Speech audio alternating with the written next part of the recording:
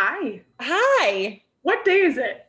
Today is January 24th. It's Sunday, 2021. 2021. I like this year so far.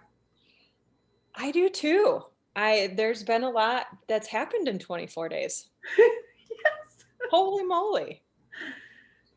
So much that has happened in the world with What? us. Oh my God. We have, say what you will about like politics aside, right? But we have a woman of color in the Oval Office. Yeah, it's We have a a new woman. day, right? Holy moly. To see some of my friends have that hashtag of there's my president or my vice president looks like me, that took my breath away. Like from my personal friends, I was like, oh, okay. Yes, While I never thought about it, like, I don't know, makes me tear up.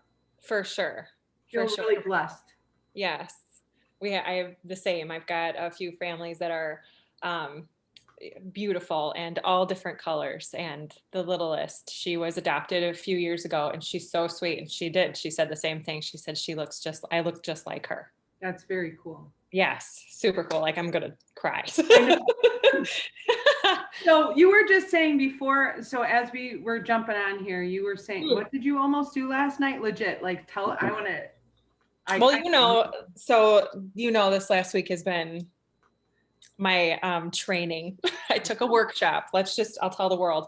So I took a workshop, Kathy Heller's It's Your Turn. And she So knocked proud my of you socks for off. doing that, by the way. That was awesome that you just said yes. Yes. But no, we don't always have to say yes, just as a preface. Well, it feels so good. She spoke to me at all different levels, and I felt very, very taken care of, and I felt heard. And not just by her, but by myself, I guess. I started realizing that, she was asking pretty deep questions like, who told you that you couldn't do this? And why did you listen? And, all of these things. And it's like, what I realized was nobody was actually telling me that. It was me. Yeah. I told myself I wasn't good enough. I told myself that there are other people out there that are way better. So why do it? I told myself these things, Who do you think you are for thinking you could sell your stuff, right? Right? Yeah. How could you possibly call yourself a professional artist? Or what is this doing? Like looking at this painting that you actually love and then saying, I mean, I love it, but like, it's not going to go am anywhere. I contributing to the world like this? Like, what am I doing? Right. And it's such a weird thing because you start painting and they're all like your babies, right? Yeah. You put so much time and love into them and you're looking at it and you're like, I love you so much, but I don't know if anybody's going to love you like I do. Yeah. And it's like a very strange feeling. And I think what this week has taught me is like, for whatever reason, I don't know what it is, but I've been told before, sometimes it just takes that one person. And for whatever reason, it was Kathy this week. And it was just like the light bulb went off and I was like, this is what I need to do. This is what I need to do. And I need to start acting right now. I just have to, and it doesn't have to be check off 10 things every day, but funnel the priorities, take care of one big thing every day. And if you have time to do another, then do another one. But just keep moving forward. Just keep doing things. Keep moving forward. So fast forward to last night. Oh, well, last night. Did you see me? I went like this, like I'm a TV controller. I was like this. I was just like going back and forth. I'm having a little anxiety thinking about what you're going to tell me, and I haven't heard the story. Okay, well, I heard a sentence. It's Your Turn, Kathy Heller. 5 days workshop, right? On Friday, she told us they were going to do some extras on Saturday, Sunday, some extra stuff on Monday and Tuesday, just because. So, of course, yesterday it was people that have taken the course, this next course. So she also offers what's called Made to Do This. It's a 12-week course. They have all kinds of speakers that come on. They put you in groups. There's lots of brainstorming. She picks certain people and like works one-on-one with you. It's amazing program. Oh my goodness. And for those that can afford it, wonderful. But it's $3,000. $3,000. And when you have a year like we've had and we're digging ourselves out of a hole, it's really hard for me to justify putting $3,000 into something for me instead. And I know that this is an us thing. I know it's an us thing, but I just feel like I almost hit that button last night. And Matt came home and he was just like, I'm not saying that you shouldn't do it.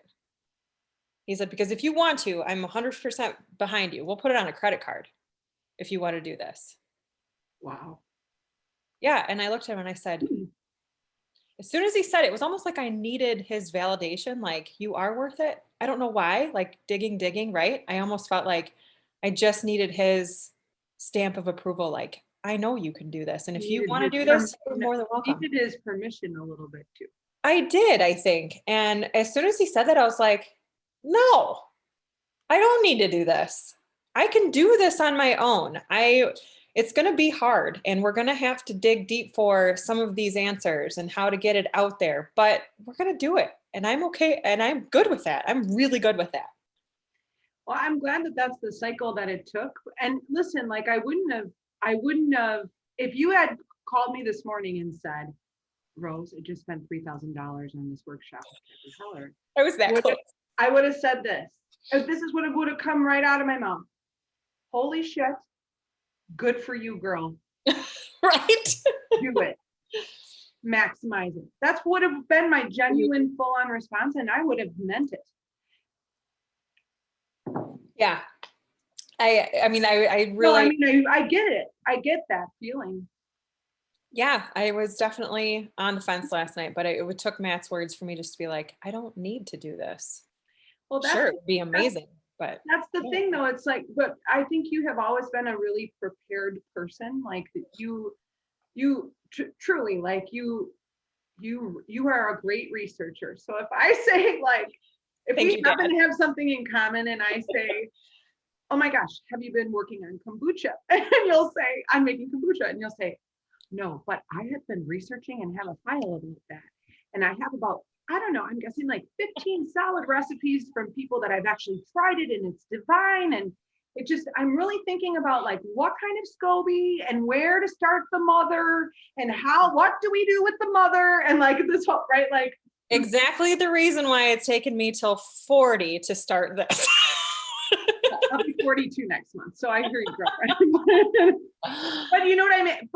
But however, that all of that information that's practice in a way, Sarah, because it's all influenced where you're at right this second.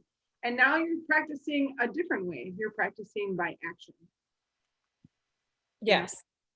Yeah. One thing she said this week that stuck out in my head, action followed, or clarity follows action. And it was just like, it was so easy and so simple, the words, but to really think about it, it's just like, what have I been doing? You know? And then then it's like, I need to do, that's what I need to do. I need to do. Well, and there's also this, there comes a point too, where I feel like both of us are starting to understand that we don't have to look anywhere else right this second for what to do next. Like, we're not experts at building websites. We're not experts at doing podcasts on Zoom. I don't know. We're not experts at any of these things. But that doesn't mean that we're not valuable. And it doesn't mean that we're not, that then prevents us of being worthy of trying this, because we have this idea. Like there's that the worthiness piece is really, I think it's interwoven in everything. So, okay. Can we segue? Yeah. Okay. So I did a little prep work and I'll admit it. But I also did prep. I didn't plan to, because I heard this term yesterday, intuitive painter. Have you ever heard that term before? No. I had neither. And so my friend Emily was talking about her friend who is more of like a spiritual in terms of, she's like a devout Catholic, and she is an intuitive painter. So she kind of receives a message and like makes whatever she makes. And that message just sort of evolves as the painting comes out and turns and Mhm. changes, right? I like that idea. Yeah. And I was like, my mom, my mom being a trained person, I a feel like that's trained in her. artist. What? I feel like that's what she does. Well, actually, she has, since I was a tiny person, always suggested that I sketch it out first. It drove me nuts. Ah, I rebelled against it. For Christmas, she bought me this gorgeous sketchbook that's actually watercolor paper that's bound, but in mhm, a sketchbook style. I've never seen it like, and it's mhm. beautiful. And I like, okay, I'm going to do the this big piece, right, that I'm doing, and I'll do, yes, I will do it. So I prep the pages. They're prepped. I went straight to the canvas. Then I felt really guilty. Anyway, so I saw this, just to give some background. I saw this. Um, I love, and I may not pronounce everybody's names correctly, and I will learn over time. And I next time will have to remember, Sarah, like if I have some pieces, I want to look ahead of time to just make sure I'm saying someone's name. Sure. Yeah, absolutely. I Same want to hear them say their own name. here. Right. So, but I want to include the teachers that influence the teachers and influence us, to the best Absolutely. of my ability. So Corey Muscara, Mhm. Muscara, is someone I follow on Instagram, and I find him to be incredibly, like his wisdom, it kind of drips. It's like a, Anything that whoo, you send me, I totally feel like you guys are the same person. really? That's quite Really. a compliment. Yeah. I don't feel that precise about anything, but Oh no, you're definitely on the same wavelength. I'm attracted to everything about him. Like, I mean, in my heart, oh, okay. So, I've like seen his face shot, but that's not what I mean. I mean, like, oh, like, are we yeah. talking to each other? That's kind of how I feel. Well, that's what I mean. Like, yes, you guys, I would love to see the two of you in a room together. Maybe we could interview him someday. Put it on the list. What? Okay, so he said, training yourself to be with and relax into small amounts of discomfort each day is like a psychological vaccination against the bigger stressors of life. Woo! Yeah, it's a big one. I'm learning this right now Yeah, for the millionth time, but I'm learning this, I think, in our older bodies. yeah, I'm learning this um, right now because my fear was always to do. yeah. Well, and the discomfort is like, it's kind of exactly what you were saying about Matt, that little snippet, right? Like the discomfort of needing validation and like sitting in that and wanting to press send and not pressing send and like deciphering and thinking, and then but then that piece of, how do you say it, like that piece of interdependence that Mhm. we have in relationship, Yeah. um and the unpeeling, the untaming, is Glennon Doyle. I mean, that book is unbelievable, but undoing of all the things that we learned from our own brains, our Yeah. own, that they were so maladaptive in thinking, Right. and that it has nothing to do with Matt. It No, never it did. doesn't. Yeah. Never did. Hmm. Matt's a really good man, and he wants you to. He his Your voice at the table has always been there. There's no question about that in your relationship. But like, Sure. there's this beauty in, well, Sarah, yeah, if you tell me this is what you want to do, I believe you can do anything you put your mind to. You're going to excel at it because you're uber talented. And in that moment, going back to Corey's post that you had just read, um, I, after day one of Cassie Heller, which would have been the Hmm. 18th, it was almost like I don't want to find the easy button anymore. I don't want to lean on somebody else or put it out in the world like, oh, I just wish this would happen, because those are ridiculous. Yeah. We need to do it ourselves. And then by doing it ourselves, we do have to sit in those discomforts. We do have to say, push ourselves further, step back and say, is this where I want it to be? Or if it is, great. But if it's not, keep pushing, push past that possible failure. A possible, we've gotten into like a painting and it's just like, oh man, this is going nowhere. And then all of a sudden you do something and it opens up and it's like, there it is. That makes sense to me. And then all of a sudden it's complete. Yeah. But yeah, I think that last night after I heard Matt's words, it went straight back to, no, I can do this. I don't need to do that. I think it would be amazing. And Yeah. it's so incredibly resourceful. I mean, these women, it's not just her, but her group and the people that you meet in these groups, they're amazing. But I have that with you, honey. Exactly. Well, and so this Susanna, this woman who is such an amazing yoga teacher that I have tagged you and stuff through Instagram as well. We can put all that information in our notes for our show today, or our podcast, just our conversation. Yeah. But I took a little thing from her, right? Like a little free Instagram thing. It was mind blowing. She gets right to the meat of anti-racism work, of activism in yoga, of yoga in action, of like, what does the word namaste, not namaste, but namaste, what does it mean? Mm-hmm. When is it appropriate to say, like, here, this is her first opener, and I just sat there, like, I feel like I'm pretty informed and and I'm like, I'm launching my company, and I'm like listening.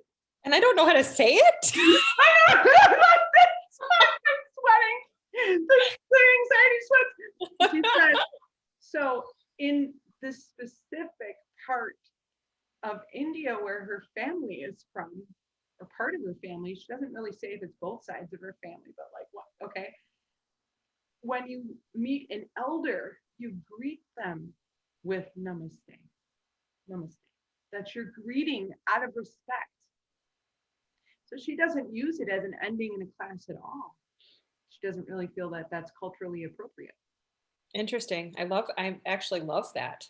Right? And so because I feel like it's such a cliche. Yeah.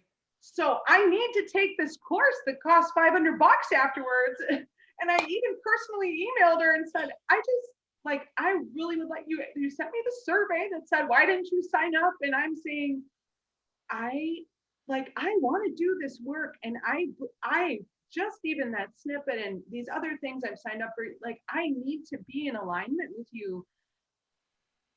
But I have to like figure out my own stuff first, like right. I have to do this and then know, like, that's a layer, keep reading, get her book, read, and then when you can take that course because it's going to be valuable, but like do a deep dive into her book so that you can take a 45-minute opening of time and you can continue in advocacy work and continue, but like don't devalue what you're already bringing to the table. So I had to like write this sentence like, girl, you are teaching adaptive yoga to children and adults with special needs. You just launched this big class with your brother on Friday night. Why are you beating yourself up about not being yoga in action right now? I need to keep learning. And also, side note, I started to think about like, oh my gosh, like if I have to change the order of wording with my differently wired folks, this is not going to be pretty. There's need a lot of explanation of which I need to distill into very understandable ideas. And I am not ready to teach it. But I didn't say namaste at the end of class. And I was like, I sang to them instead. Oh, I love that ending. Yeah, it was awesome. So they all had their legs up the wall, and then It was very cool. But okay, so back That's to wonderful. the Corey Muscat. So training yourself to relax into small amounts of discomfort each day. Mm-hmm. Right. So that idea of practice. And I feel like, so then the other piece that I sort of related to Sarah was you have to listen to this podcast with Tim Ferriss and Dax Shepard and Brene Brown. It's just Awesome. really amazing, right? Incredible. I think I've listened to it like 5 times. No joke. I think I'm on at least my third or fourth, and I've gotten something different from it each time. For sure. And oh my gosh, can I just say, Dax Shepard? Oh God. I know, man. Dax Shepard.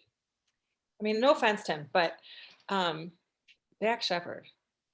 Wow. I love his heart. I love his rawness. I love everything about him. Like I have the goosebumps.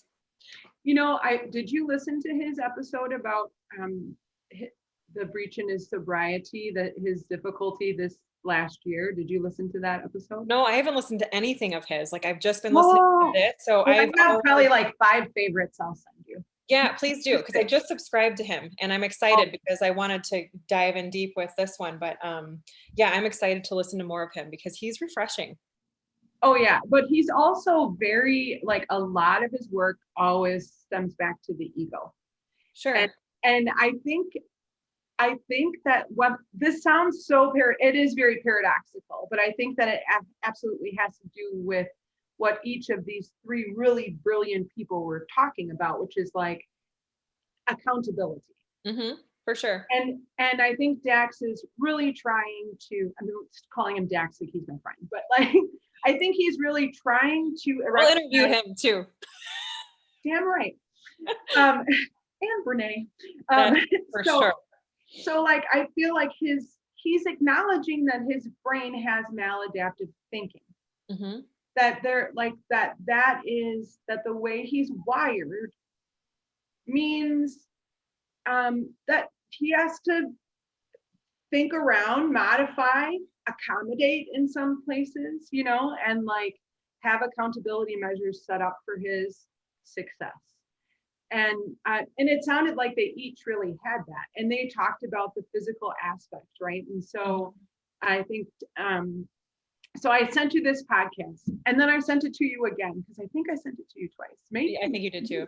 Right. But we got to talking about, and we both started companies this month, and you know, yeah. just a few things.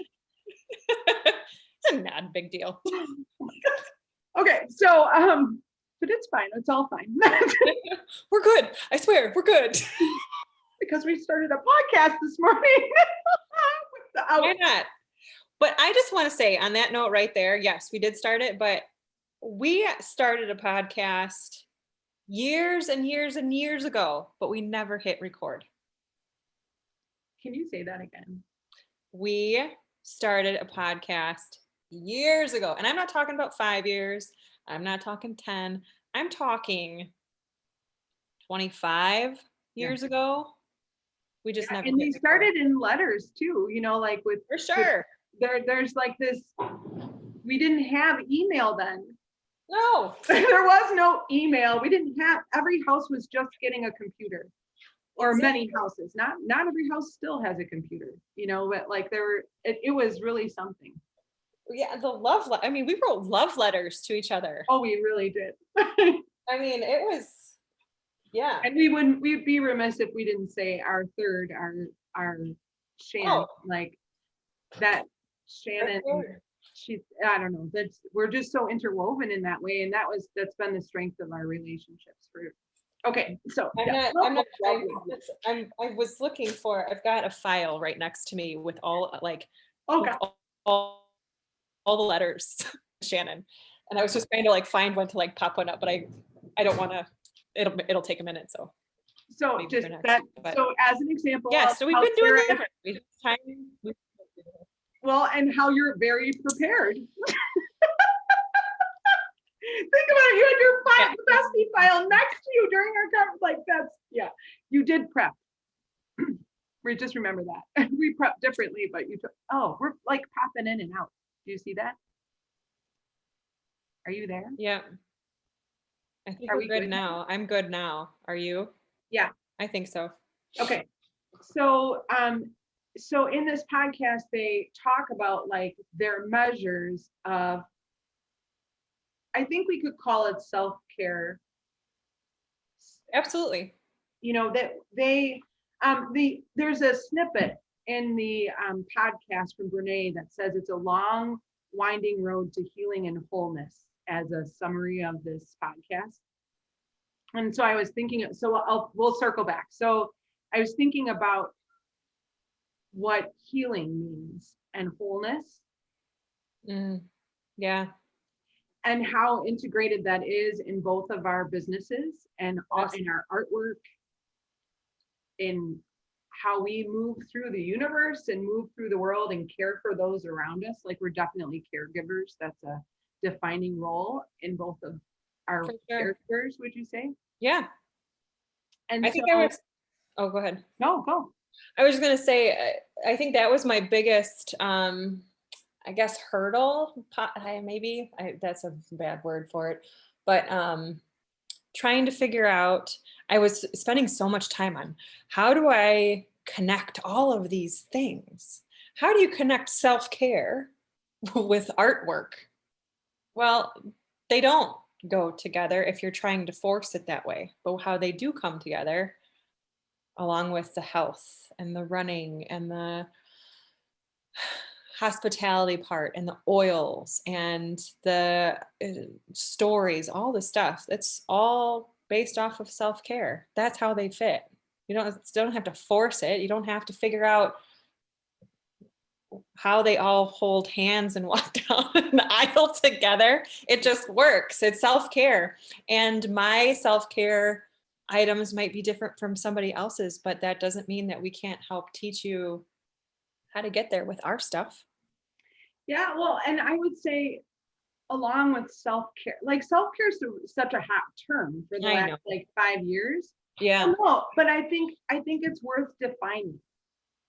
True. And you know, like, and to me, like, and I think it is individual in some respects, Mm-hmm. the aspects that are part of your self-care, but the weaving, like the thing that I think self-care has in common is like, it's love. Yeah. Loving yourself. It is. And you know, I used for the last, like, I don't know, 4 years, for a while, I've used the term radical self-love. Mm-hmm. And I feel like that's what Dax was talking about with exercise. He identified like exercise is my number one, and then working working the program is number one, right? And Brene said swimming, top one, swimming and walking.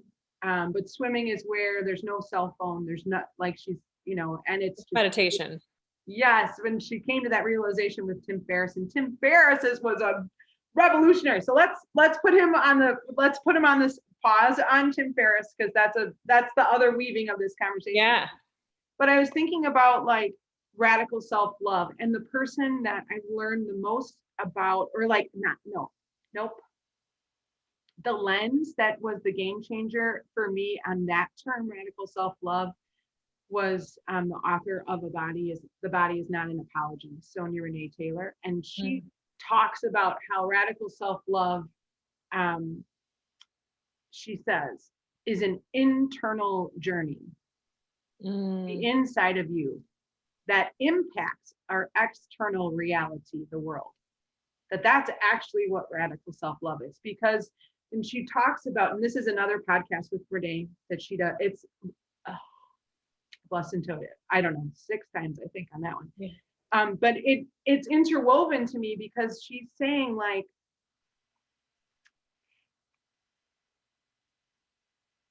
she gave this example of like when you're in a conversation with someone and you leave the conversation and you're like, ick, ugh, that made me feel terrible. Or you even have an interchange, there's an energy, like just at the most basic level of energy, there's this interchange, and you leave feeling like, oh my gosh, like that was not a pleasant experience, or that makes my body hurt, or whatever the experience of, like, or what a jerk.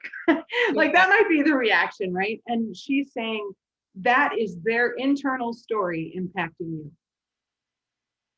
Oh, interesting. So it makes me think about self-care a little differently with that information, because it's not just about how you take care of you. It's about loving yourself so that when you are present, not present, when you are present then in the world and giving back, that you're not filling from an empty cup. Right. Because Yeah. it doesn't work. It actually doesn't work. No, it doesn't work. There's an energy shift. I felt that this week. Yes.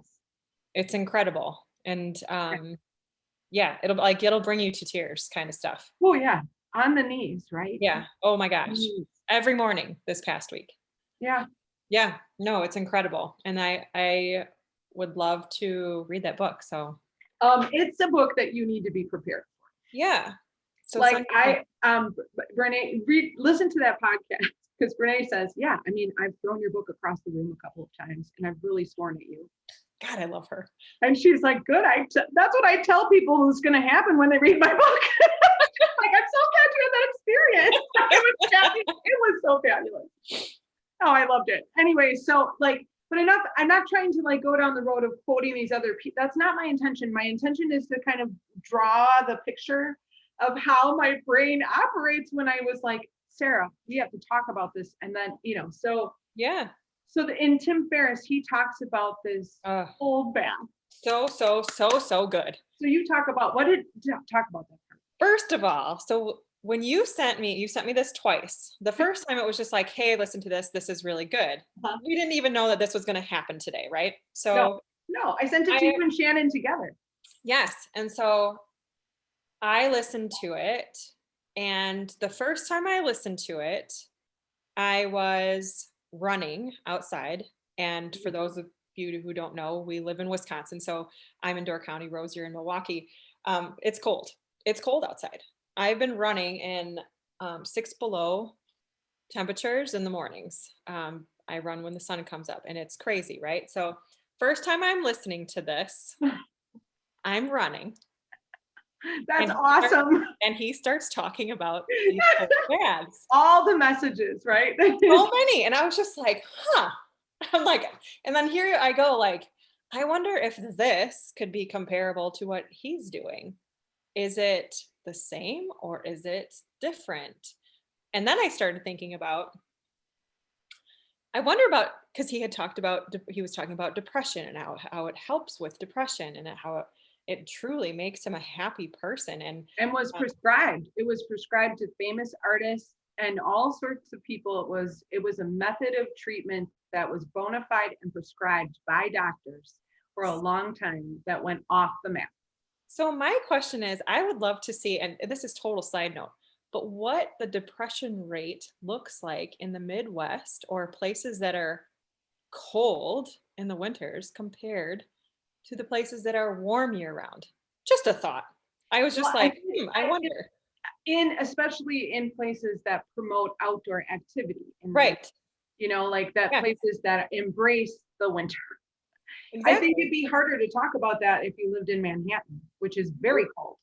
But I think it'd be harder to talk about myself because you can't, I don't know. I've never been there, so I can't say. But I would think it'd be different, a different experience, that it'd be mostly gyms. I don't know. Yeah. So that's so cool that's when, I feel like that's when I'm saying about those other people, like these are the little, right? Exactly like that. Those little moments of the drip, drip, drip, drip, drip, drip. Oh my gosh, they're all interwoven. How is this? But that interweaving is unique to you and unique to me. Yes. So my brain went right to Schoolhouse Beach. Which I love that it went there because as soon as you said Schoolhouse Beach, I could feel the water. Yeah. I could feel all of it. Yeah. So you could feel not everybody will know what Schoolhouse Beach alive. is. I know it sounds cheesy. Yeah. No, it doesn't. It sounds, it is alive because it's like literally a living part in us in some crazy way. Like, and in most of the people we love connected to Washington Island, like yes, almost everybody, I would say, but it's an intense feeling that if you know it, you know it. And if you get to do it often. So Schoolhouse Beach, for those of you that don't live in Wisconsin and are connected to this tiny island off the tip of Door County, it's this beautiful place where Sarah and our friend Shannon that we mentioned before came to be in communion with one another. And we met as children, and we're ironically not related, any of us, which is very rare for any of us, you know. On a 6 by 7 mile island, Yeah. you meet your friends for life, your sisters for life. Yeah, so we there's this beach, and it's all this amazing natural stone, and it's I mean, it's absolutely penetrated our brains as artists. Both Sarah and I are artists, and Shannon is a graphic artist. She's just not too into all of this heady talk. She's like, oh my gosh. We'll interview her. We will. And she's a great balance, because she does not want to have these like a law. No. She doesn't. No, that's just not her style. We'll have to talk to her about her dreams on her interview. Just oh my God. Side note. Yeah. You're not writing anything down. Nope, not writing down. Hard for us. We're recording, so we can figure. Okay, so this idea of this cold bath, and my brain goes to Washington Island because it's Lake Michigan, and it's a really cold part of Lake Michigan. And these beautiful, amazing rocks, you know, like there's no sand, and it's deep, and it's cold. It's so cold and crystal clear. Yeah, I mean, and it's majestic. And so my mind went into the feeling of what it felt like in every phase of my life to walk, or to run down those stones, but now to walk. So I had to ask you, when you think about it, does your mind go day or night? It went day. Yeah. What about you? Night. Did it really? Mine, I started thinking about those crazy days where we worked 2-3 jobs, and at the end of a hot, long summer day, we would all just hop in a car and go down there and just strip down to our underwear and go dive in. And it was like better than any shower you could ever take. That's true. And it was warmer at night than it was early in the morning. True. Yes, to me, like, when my brain goes to Schoolhouse, and I think I might have trained this a little bit. I don't think that I came by it naturally, but I go to serenity. I go to, there's no one else there but me. Yeah. And I mean, we both know my faith background in being Lutheran it's there. It's like a big part of my brain. So to me, it's like you go in that water, and it's like you're having communion. Yeah. You know, like not baptism. I don't even think that you really have related it to baptism.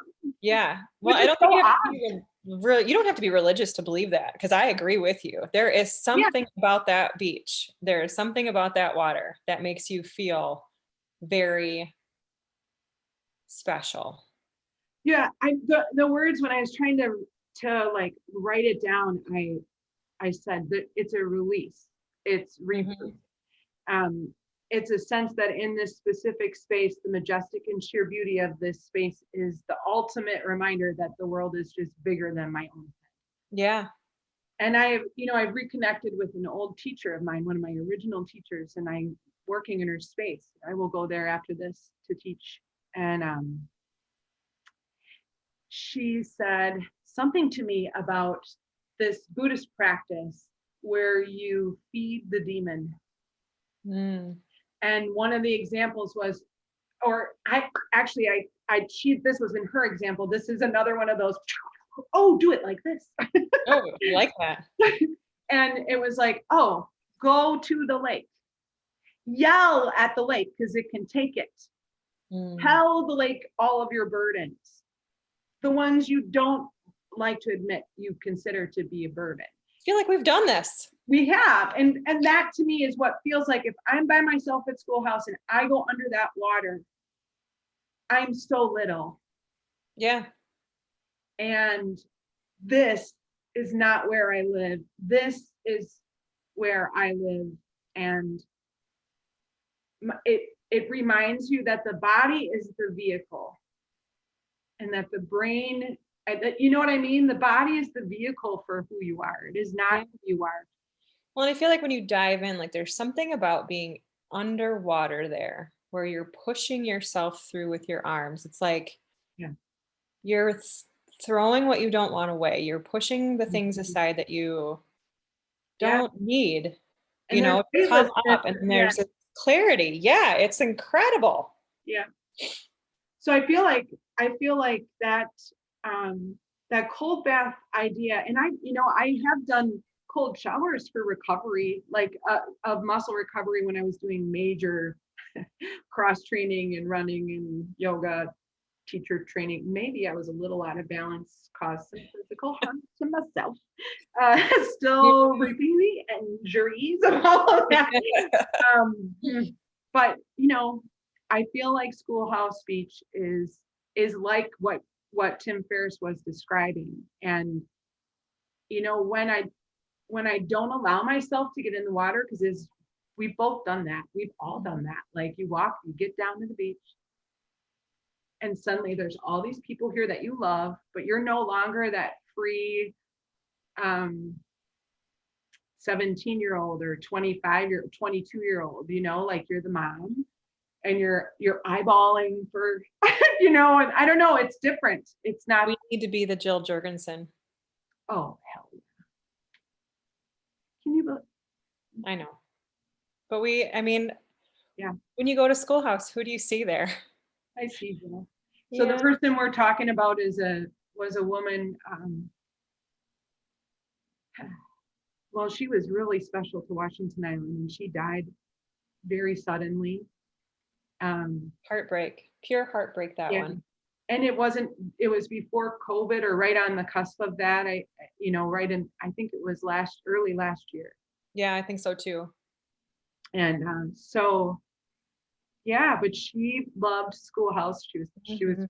has a ferocity for Yeah. Schoolhouse, but she got in every day she could. And she never cared about what she looked like in a swimming suit, which has You care about monopolized my 17 years old. thoughts and Yeah, prevented me from getting in that water more times than I care to admit. right. Why shouldn't I feel free to be in communion? Absolutely. Worthiness. It all Worthiness. comes back to worthiness. Worthiness, yes. And that self-care, yes. Yes, yes, yes. So then I was thinking about, like, okay, so what are our things that we do to exercise that self-care, but also really do the accountability parts for the idea of radical self-love as being a responsibility to our connectedness to the world and to our communities. So being able to give back freely and give back from a good space so that we're not that, that was a rough experience talking to Rose or Sarah. Oh my God. Like Yeah. I've done that to people for sure. We all have. Yes, for sure. We've all done it. And I think that that is where this podcast like influenced. I was thinking about like they came up with, in thinking about having to answer those questions ahead of time, they came up with ways that they are accountable for the thinking that was created in their mind that are not the truths, right? Like Right. so, and especially Brene Brown and all of her work with shame, she understands that you have to keep practicing this, that this is just an inherent way that we have learned, but we can learn a different way, that undoing, so that we don't invest in other people's businesses instead of investing in our businesses, Yeah, right. and just taking these incremental steps as often as we can. And we know full force that there's going to be events and things that come in and wreck the plan and and totally interrupt. But that experience is really it's supposed to happen when it's happening. And Failure has to happen in order to keep going, I feel like. Uh, do you For think it's success. ever really failure? What? Do you think it's ever really failure? I think that word has definitely got a bad rap for sure. I don't know what a better word for it would be, because it's definitely a struggle. That's probably a better word for it, the struggle. I think I even wrote that in my artist statement years ago. You did. Um, But do you think it's ever just like that's all practice? That it's not like it's all practice, that leads back to that Corey Mascara, that it's about being just uncomfortable and that things didn't go the way you wanted them to or planned them to do, or you didn't meet the goal, I that think that's the discomfort to lean into, and that it's just practice? Or do you really believe in the concept of like, I failed at this is going to inform my next? no, I don't believe that. I think that um, I I should probably stop calling it failure because that's such a terrible word. But the struggle, I think, has to happen to help you almost gain appreciation, right? Yeah. It's The almost dark like, shows the light, where yeah, you know joy if you've seen. right.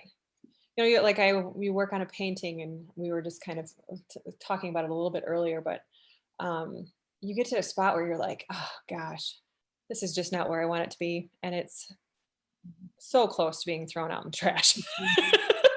It's like you get to that point and you work and you work, and it's like, oh my gosh, it's getting worse. Oh my gosh, I can't. It's not doing what I want it to do. I don't. It's not making me feel good. No. And so, what do I do here? But you keep working through it, and that struggle is that teaching point. And I think that's the line where it goes from, I'm sure somebody else would love it, but to the point where it doesn't matter because all that matters is that you do, right? It's that line. But It's do that you line think that's, that painting do you think there's ever a time when that painting, this is a great way for us to talk about that, where that painting is not meant to be? no, I don't believe that. You don't? No, This is interesting because I don't know what I think. I'm not sure. sure. I'm re-examining it Nice.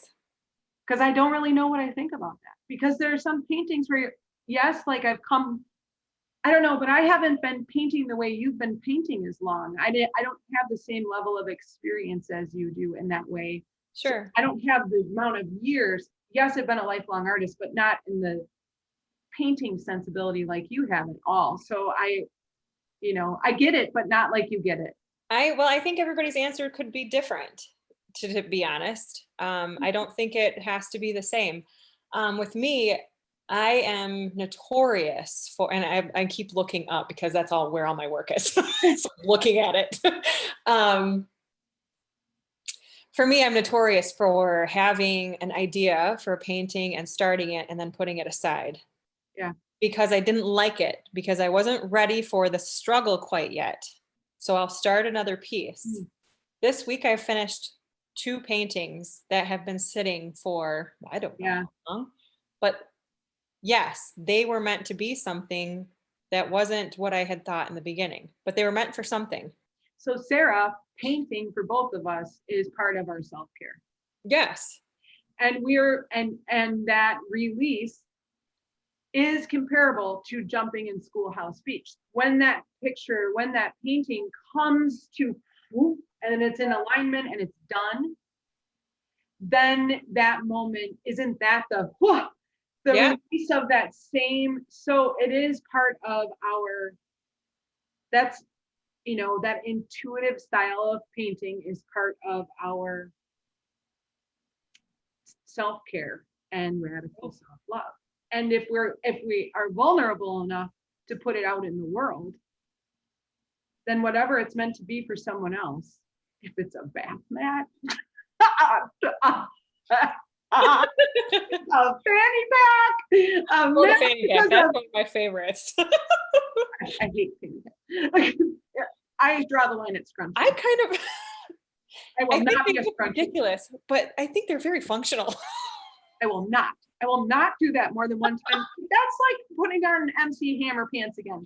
Now, granted, lots of yoga pants could look a little bit like, Okay, but be I don't careful. own any. I do not own any closed leg harem pants. I've Joggers. almost bought them 39 times, but said no. Joggers. Do you own a pair of joggers? What's joggers? They're kind of like the yoga pants that are super, super flowy, but they're not as flowy. So they've got the cuffs at the ankles and they're No, like a little looser in the no, legs. I No. love them. I've got several and I think they're phenomenal. Do they slide down your leg when you're teaching? I no, because they're meant, I think they're meant to actually be a little All shorter. right, send me a link. Okay. Anyway, but um, where were we? Oh, that's part of our self-care, that the intuitive painting is part Like of our self-care. fantastic. We're doing good.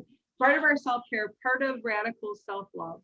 And that I can say for me, like I really did relate to parts of Jack's and Tim and Brené's struggles with sobriety.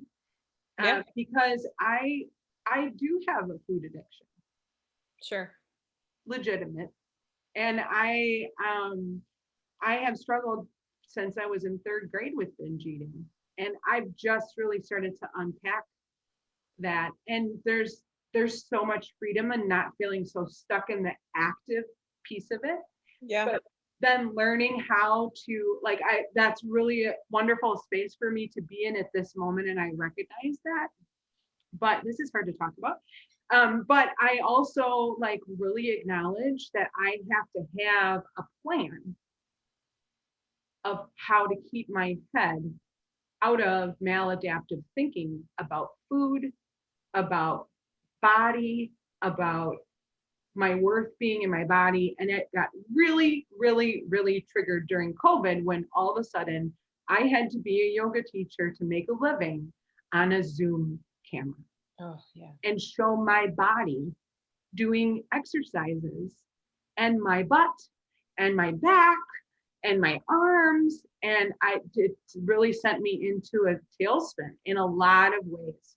And so there was a part of this podcast where I was like, holy crap, like, thank you for being so honest. And thank you for like, it I had to decide, I had to work through getting to a place and have many times, and likely will again, right, of that worthiness piece. And I think that it's, I think that those self checks and that building a system for myself is imperative to my healing, to my brain work, to my journey, to my career, especially to my parenting.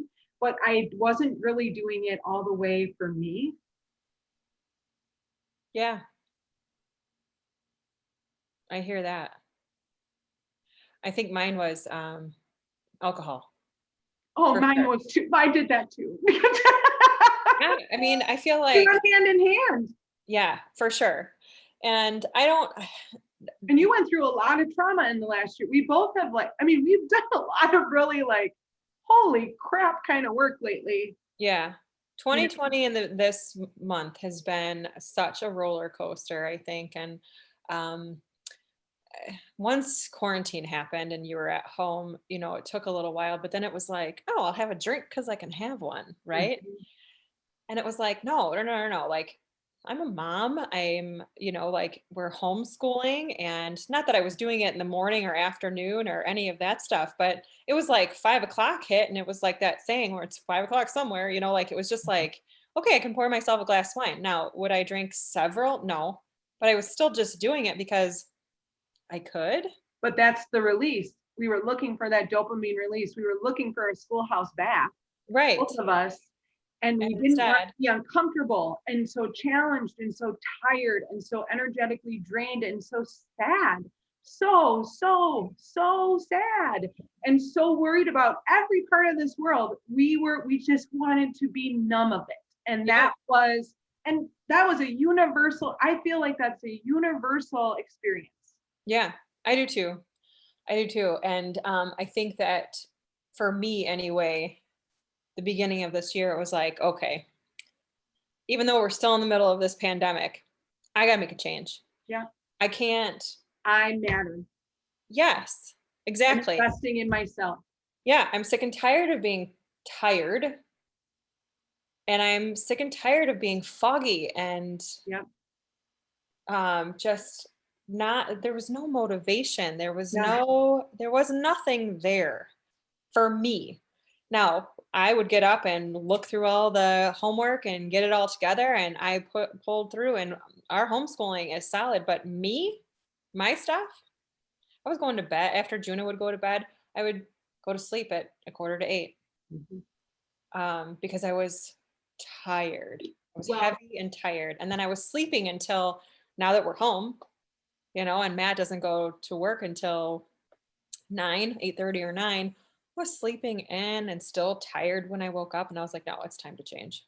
It's time to change. but the thing is that when we get tired like that, especially as energy people that are we're so absorbent.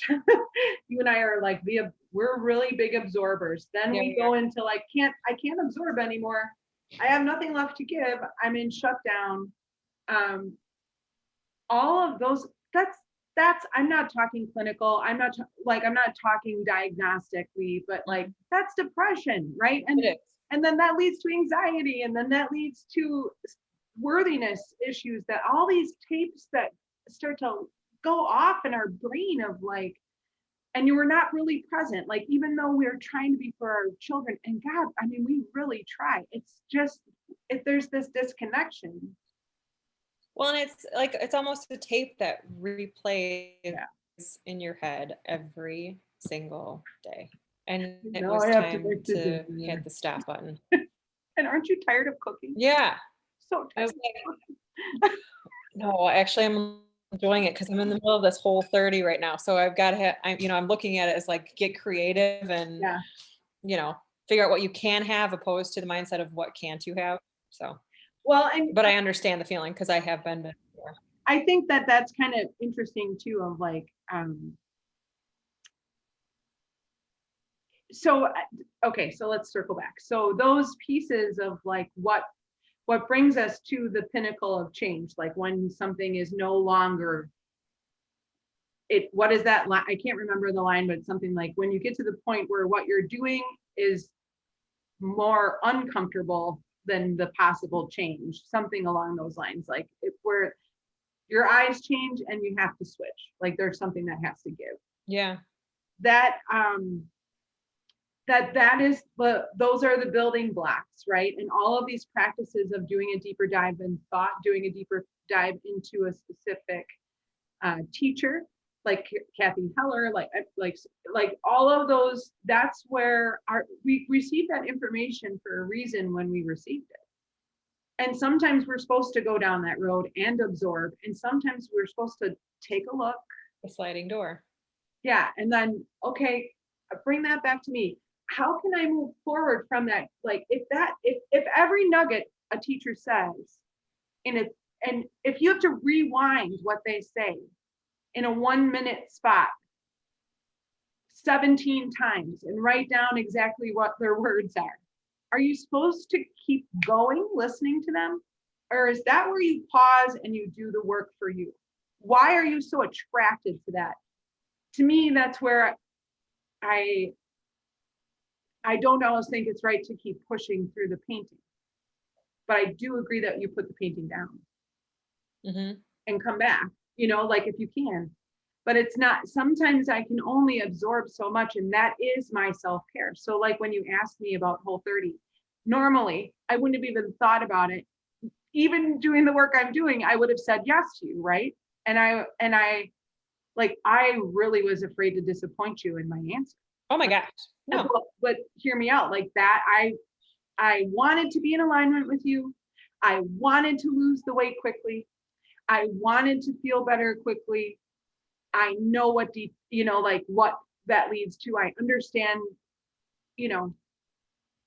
and I'm like, no, it's diet mentality. This is not what I can do I can't do that and then be in a good space afterward. That process will lead me to binge eating. That is restriction in my mind. It's not intuitive eating. I know when I eat intuitively, and then when I do my work and I keep painting, if I keep painting, my hands are busy. It's part of my therapy. It's part of the way I handle it, right? Like, yeah. And I'm working on learning to relax at the end of the day. That's my goal. One of my goals in therapy is to be able to think about the end of the day. not as more work needs to be done. And I'm less than if I don't get it done. So then I'll just ruminate about it and get really in my brain, like, but instead to, okay, today these were my building blocks and I practiced this. And now it's time to be done and go to bed at 8 o'clock, because that's what my body needs. If it's that, you know what I mean? Like, so it's very interesting to flip the brain. And I don't think everybody needs that, because you don't have a food addiction, Sarah. You never have anything like that, so it's not you. So your self-care and your radical self-love is going to look different than mine. And they're supposed to, because we didn't have the same journeys. Right. But I think the physical activity piece is a unifying. Anyway, that's you talk. No, yeah, I was just going to say, I do think, we're all different bodies, right? And we're all different, and it's going to be different for all of us. But my thing that I'm trying to work around, accept it because it is who I am, but work around it and acknowledge it when it starts to happen, is living in the distraction. I do it all the time. I start in my mind, I start going, oh my gosh, okay, so no, I need the milk and the eggs and the bread, and okay, so we need to make a list for that. I'm a list, we're list crazy. But then it's like, okay, and then I've got to do the laundry and I've got to get the dishes done. And oh, right. So, grandma and grandpa are coming next week and I should definitely scrub down both bathrooms. And then it's like, oh, but then I've got school and we should probably do ukulele lessons. So then all of a sudden it becomes this like about everybody else. Yeah. And should.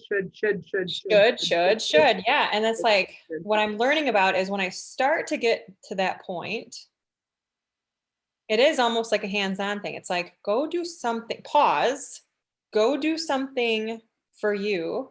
And if you still feel like you need to go do it, then set a timer and go do it. So then it's out of your brain, but go do something for you first and then see how it goes. Because most of the time it's like the dishes can sit in the sink. It's okay.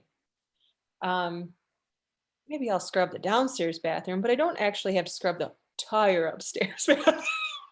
Like there's just stuff like we need to prioritize and we need to be at the top of that list. I was listening to, was it a blog from Dr. Flynn? And he was talking about priorities and how to, when you think about your priorities and something comes up in your life, make sure that you go down the list and it's acceptable for all of your priorities. Now, his were God, himself, his partner, then his kids, then work, and then golf. He put an extra one in. And he had said, like, I put my wife in front of my kids because my wife is going to be with me after my kids are grown and out of the house. Parents have the same order of priorities.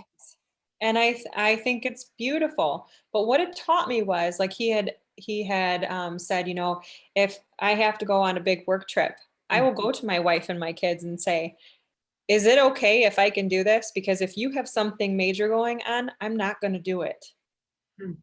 And he has to have a yes, okay, you're okay, do it.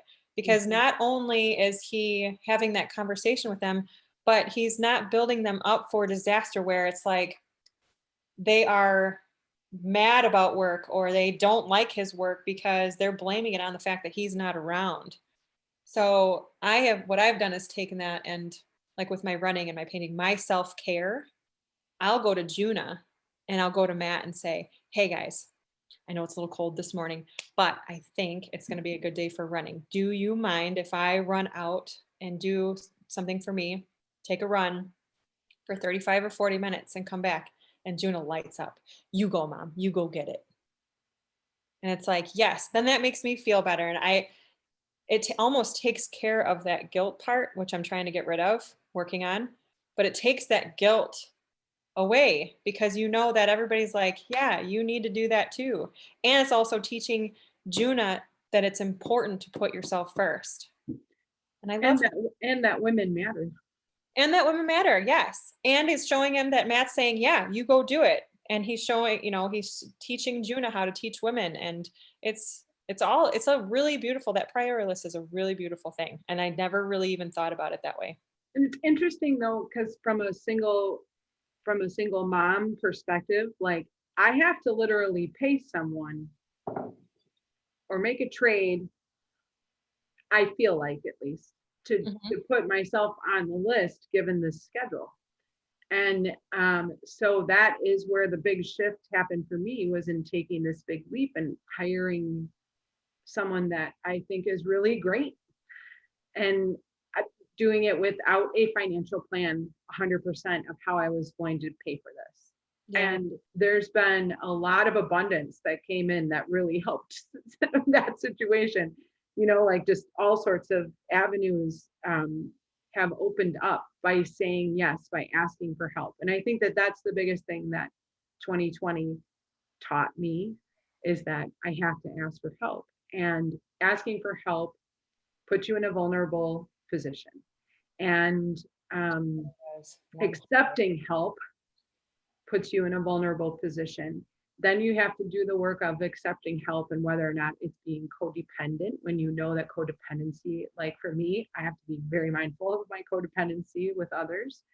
So, does that feel like codependency, or is that maladaptive thinking? Like there's a lot that goes into any time I ask for help.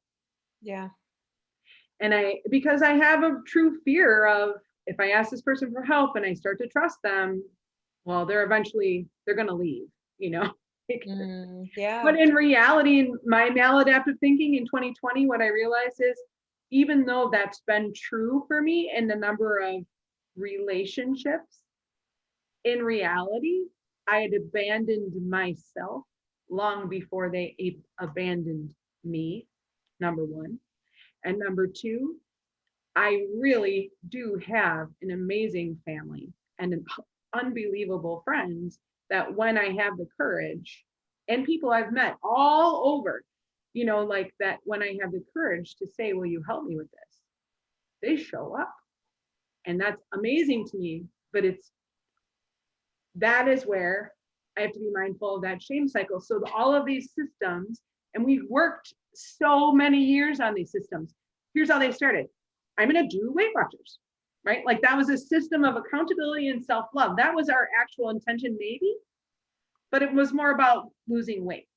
But we were still on the journey. I'm not poo-pooing that, Billy Banks step aerobics and like all of these, we've done Jillian, all of these like exercise models, diets, but just like that, spending $3,000 or $500, all of that is the same thing.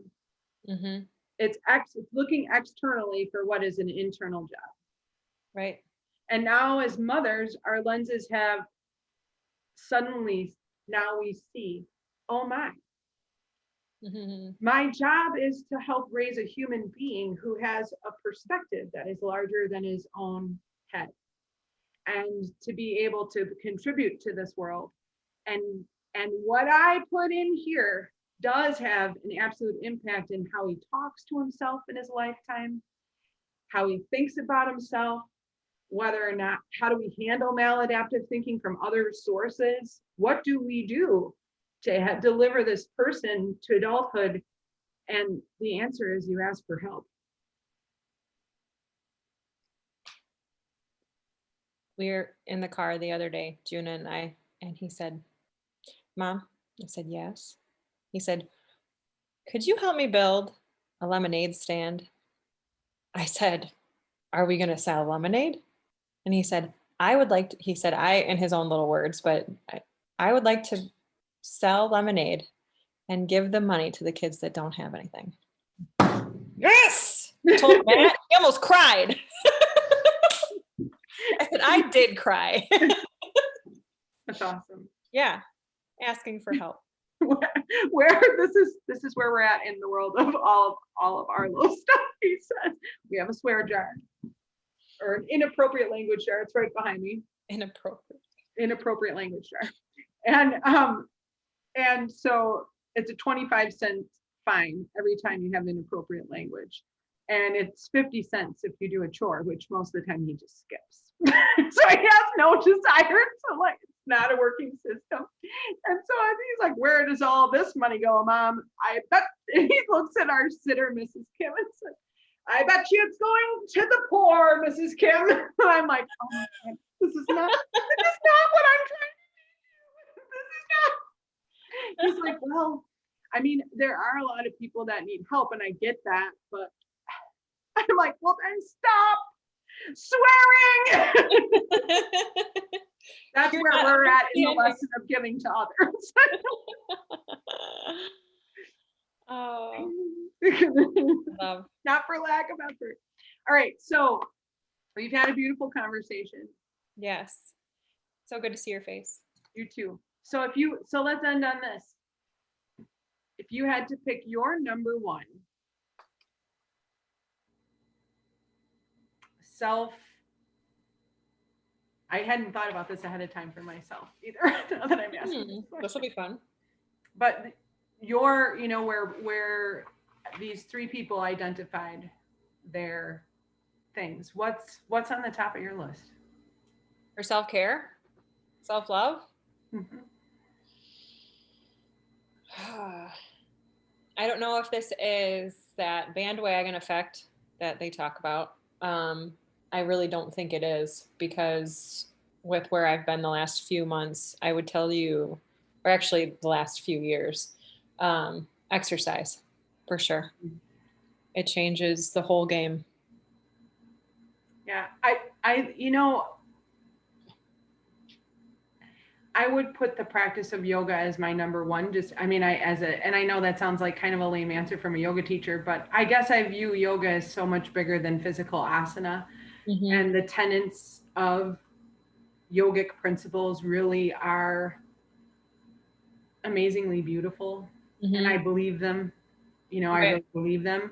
And I think that's for sure on the top, but honestly, I think that working on